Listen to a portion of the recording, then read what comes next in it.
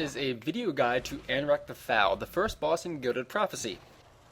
For the first boss, it seems to be one that a lot of people are struggling with due to the intense healing requirements. To make it as easy as possible for us, we run a Bard, Chloro, and 2 Cleric Healer combination. No, not a single one is a 51-point Purifier, so you do not need to rely on the cooldown to survive the I-Beam. Let me discuss the tank mechanics first. There are realistically only 3 things a tank needs to worry about in this encounter. The first is called Brittle. It is a stacking debuff that is applied by Anrak or his adds that increases the damage the tank takes. Due to this is a 2-tank fight. Ideally, if you taunt off at 5 stacks, you can get a nice flow of transitions. The next mechanic is called Vicious Tail Strike. This is a frontal attack that will instantly kill whoever is in front of him.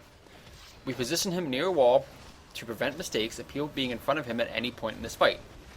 To avoid this attack, we just run through him when he emotes and start casting.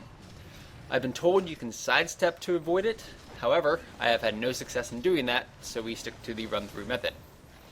The last mechanic for a tank is when Anrak calls his adds. There are 4 adds that spawn at the base of your party that need to be picked up. Do not have more than 1 melee switch to the adds. We made that mistake in this video, and you'll see why in a little bit. And in a best case scenario, have your ranged only take them out. They only have about 8,000 hit points, so they die quickly. Again, as I said, they do stack Brittle on the ad tank, so if they aren't killed quick enough, one of your tanks will be on Anrak with a very large stack, and most likely end up getting killed. As far as why this is a healing intensive fight, Anrak has a few abilities he casts that need to be avoided, spread out, and quickly healed through. The most deadly attack he has is called his I-Beam. He targets a random player, and for 6 seconds channels roughly 12 to 15,000 points of damage into them. This does hit people around them as well, so they need to be spread out to ensure only one person is taking damage. This is the main reason you do not want melee switching to the adds. His next attack is called Spikes of Earth. This causes yellow bubbles to show on every player in the party, and you need to make sure that the bubble is not overlapping another player themselves.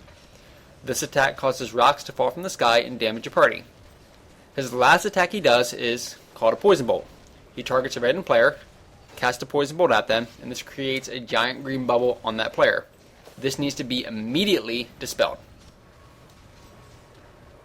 One more thing to concern yourself with is that Anrak himself gets a stacking damage buff as the fight progresses, which makes his attacks more deadly if your DPS is slow. So the idea of stacking more healers to survive the I-Beam and other attacks is not recommended, as your DPS will fall behind this damage buff. And that's basically it for the fight in its entirety. Thank you for watching this video guide.